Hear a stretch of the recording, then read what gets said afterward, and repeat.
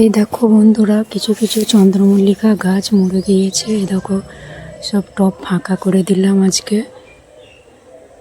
সব গাছ ছেড়ে মাটিগুলো এই দেখো চালনি করে চেলে নিয়েছি, দিয়ে সব রোদে দিয়ে দিলাম সকালে। একবার করে নেড়ে দিতে হবে, তলাকার মাটিগুলো এখনও সব ভিজে ভিজে হয়ে আছে। আজ দুপুরের রোদটা পেলেই শুকিয়ে যাবে। এইভাবে এই মাটি শুকিয়ে রেখে দিয়ে আবার যখন গাছ লাগানো হবে তখন এই মাটিতেই আবার লাগিয়ে দেওয়া হবে। এর মধ্যে আবার কিছু সার মিশিয়ে একবারে রোদে দিয়ে রেখে দিলাম। এই দেখো, তলাতে পাথর দেওয়া ছিল, সেই পাথরগুলো এই দেখো চেলে একবারে রেখে দিয়েছি। এতগুলো পাথর বেরিয়েছে, অনেকগুলো গাছই মরে গেল, সব থাকে না সব গাছ।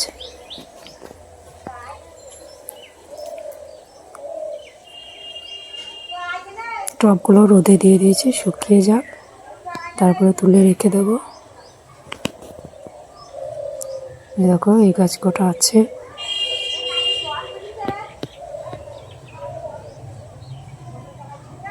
এই ফাঁকে ফাঁকে আরও দু চারটে নতুন সিজনের চারা ভরা আছে।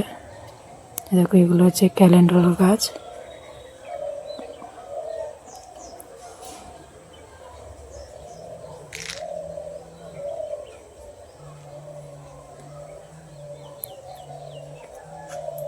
টবগুলো ভালো করে ঘষে পরিষ্কার করে নিয়েছি।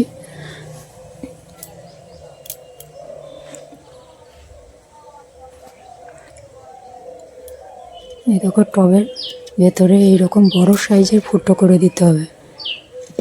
আমাদের কিনে নিয়ে আসে তখন ছোট ফুটো থাকে, তারপর বড় সাইজের ফুটো করে দিয়ে ওর ভেতরে একটা করে খোলামকুচি ভরে দিয়ে তারপরে এই পাথর দিয়ে দিই, তাহলে ড্রেনেজ সিস্টেমটা ভালো থাকে। গাছের জল দিলে পরে জলটা আস্তে আস্তে তলা দিয়ে বেরিয়ে যায়, জমে যাবে না। এইভাবেই গাছ লাগানো হয়। কেমন লাগলো ভিডিওটি আমাকে একটু জানিও।